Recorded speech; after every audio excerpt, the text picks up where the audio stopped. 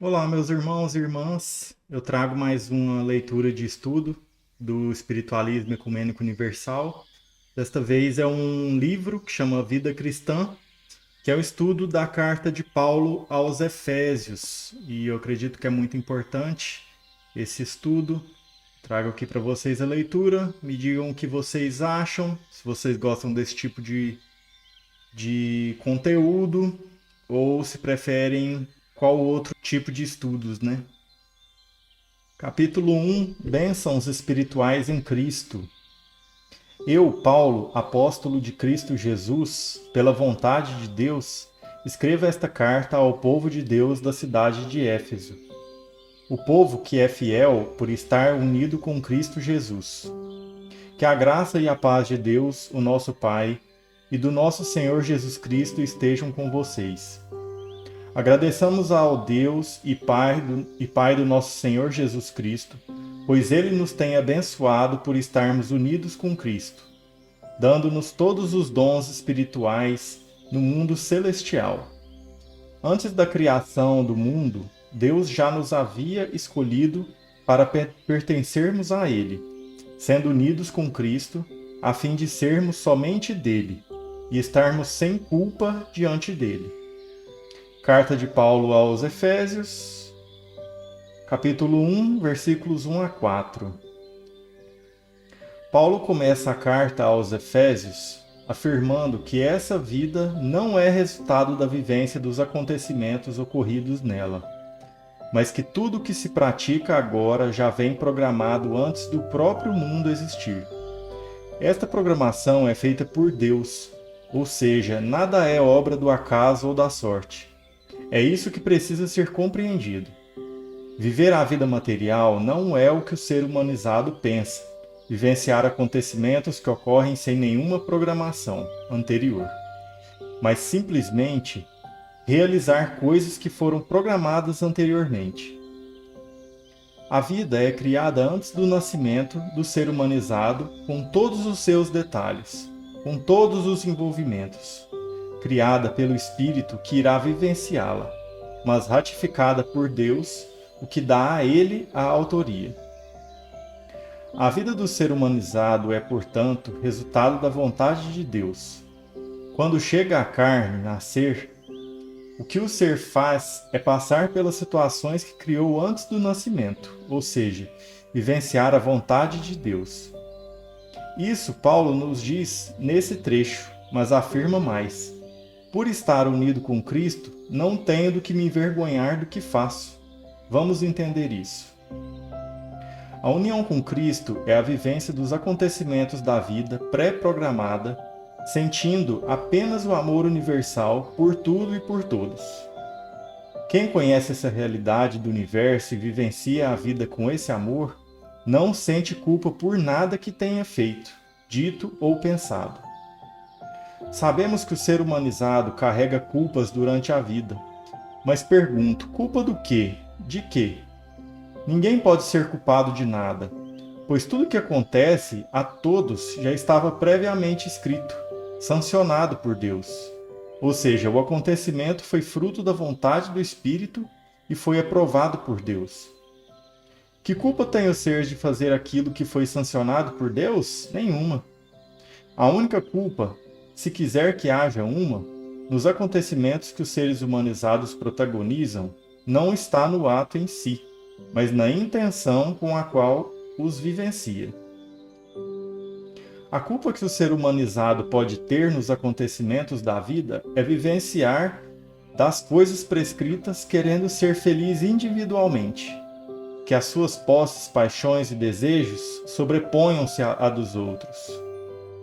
Portanto, se há alguma culpa que o ser humanizado possa apontar em si mesmo, é aquela que é gerada pelo individualismo, ou seja, o amor a si mesmo acima de todas as coisas. Para libertar-se dela, de nada adianta o ser humanizado ficar apenas se culpando. Deve exterminar as paixões, as posses e os desejos que geram o individualismo. Precisam eliminar a ação dessas propriedades.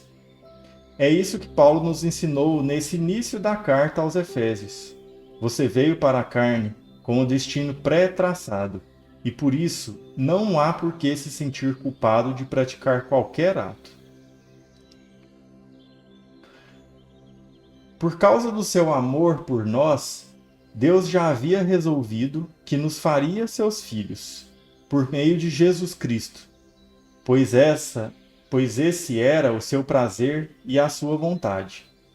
Portanto, louvemos a Deus pela sua gloriosa graça, que ele nos deu gratuitamente por meio de seu querido Filho. Pois pela morte de Cristo na cruz, somos libertados, isto é, os nossos pecados são perdoados. Capítulo 1, versículos 4 a 7. Pela morte do Cristo na cruz, somos perdoados. É o que diz Paulo. Na verdade, nosso perdão não surge por causa da morte do Cristo em si. É pela nossa morte alcançada sendo Cristo, matando o individualismo. A cada segundo é que somos perdoados. Nossos pecados serão perdoados através da vivência de uma vida Jesus Cristo, a encarnação sem individualismo. Para viver na glória de Deus é preciso que cada um vivencie uma encarnação como fez o Mestre, ou seja, colocando em prática os mesmos valores que ele colocou.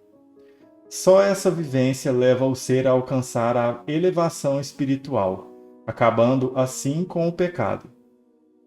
A partir desse conhecimento, podemos entender que não adianta se buscar outro caminho para chegar a Deus. De nada adianta querer se intelectualizar a elevação espiritual, buscando compreensões sobre o mundo espiritual que fogem à compreensão do ser humanizado. O único caminho que leva a Deus é a vida Jesus Cristo. Quem não pratica essa vida não chega a Deus. Esse é o ensinamento de Paulo. É preciso também parar de querer imaginar outras formas, práticas religiosas de se chegar ao Pai. De nada adianta ficar o dia inteiro na igreja rezando e com isso esperando que a santidade, a aproximação com Deus chegue. Isso não ocorrerá, pois se esse fosse o caminho, Jesus Cristo o teria feito. Como ele não fez isso, como não viveu desse jeito, esse não é o caminho para Deus. Para se alcançar a elevação espiritual, é preciso viver na sociedade, expor-se às situações karmáticas com amor para poder alcançar o reino do céu, como o Cristo fez. Como é maravilhosa a graça de Deus que Ele nos deu com tanta fartura! Deus, em toda a sua sabedoria e entendimento, fez o que havia resolvido e nos revelou o plano secreto que tinha decidido realizar por meio de Cristo. Capítulo 1, versículos 7 a 9. Qual o plano secreto de Deus que foi revelado através de Jesus Cristo? O que Deus revelou através de Jesus Cristo para você? A vida material como instrumento da vida espiritual. A vida material faz parte de um plano que Deus criou para auxiliar os espíritos no processo de elevação, no caminho da elevação espiritual. O que quer dizer isso? Que a vida humana não existe para ser gozada no sentido individual, na busca da glória material, na busca de se alcançar os anseios humanos. Ela existe como um instrumento criado pelo Pai para que cada um vivencie a sua crucificação diária, com fé, amor, esperança, igualdade e felicidade. Esse é o plano secreto de Deus. Foi o que Ele idealizou, planejou para a elevação de cada filho. Esse entendimento precisa ser interiorizado por cada um dos seres humanizados como uma verdade absoluta. A vida precisa ser encarada buscando a felicidade de todos, e não como um campo onde se busca o prazer individual. A vida que os seres humanizados vivem é morte, pois não é vivenciada com o plano secreto de Deus. A humanidade acredita que a vida é uma realidade, quando ela não é. É toda uma ilusão criada para que cada um possa abrir mão das suas intencionalidades individualistas e com isso ganhar o reino do céu. Para você obter resultados nessa vida no sentido espiritual, é necessária essa compreensão, e com isso deixar de viver a vida carnal por ela mesma. Deve parar de trabalhar para ganhar dinheiro, para parar de casar para ter mulher, parar de dirigir para chegar. Aproveitar a vida como um instrumento da elevação espiritual é não viver por ela mesma, mas sim como circunstâncias geradas pelo plano divino para a sua elevação espiritual. Isso muda todo o sentido da vida. A partir daí, ela passa a ter um novo sentido.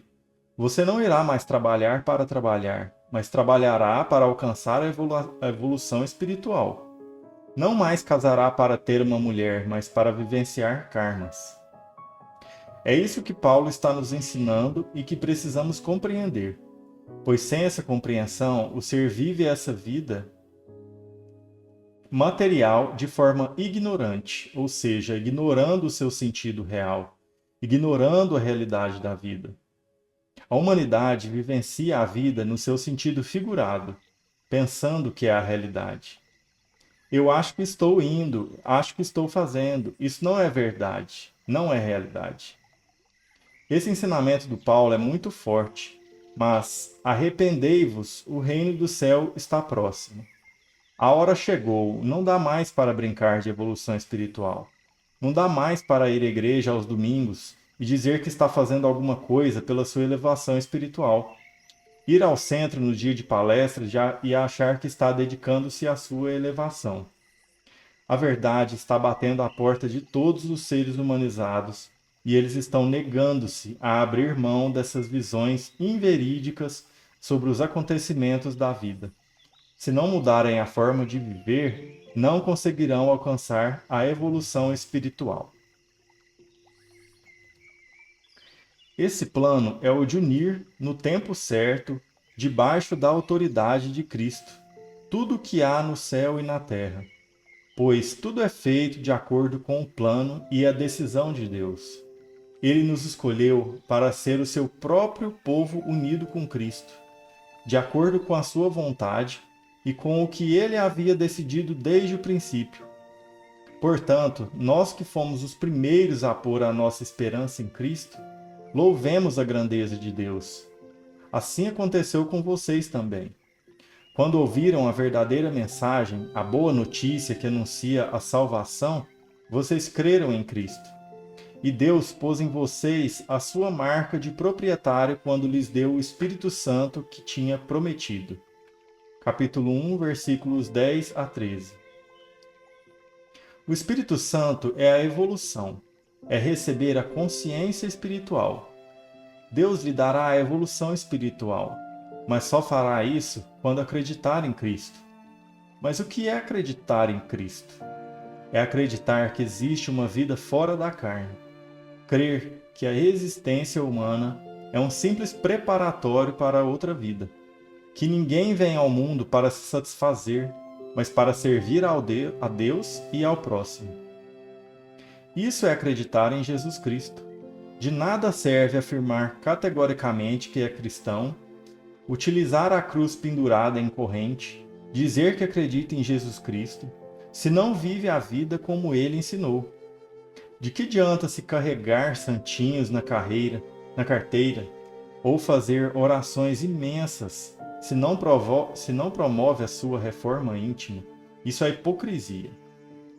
Nada adianta, a não ser a ação do ser humanizado para aproximar-se de Deus, abandonando seus valores individuais. Para fazer isso é preciso crer em Cristo, ou seja, vivenciar a vida carnal como ele viveu, como os mesmos valores sentimentais. Enquanto você não crer em Cristo, enquanto não viver emocionalmente como ele ensinou, ter os mesmos valores que ele teve, consciência crística, não está fazendo nada no sentido da sua elevação espiritual, e por isso não poderá ser marcado por Deus com a consciência espiritual.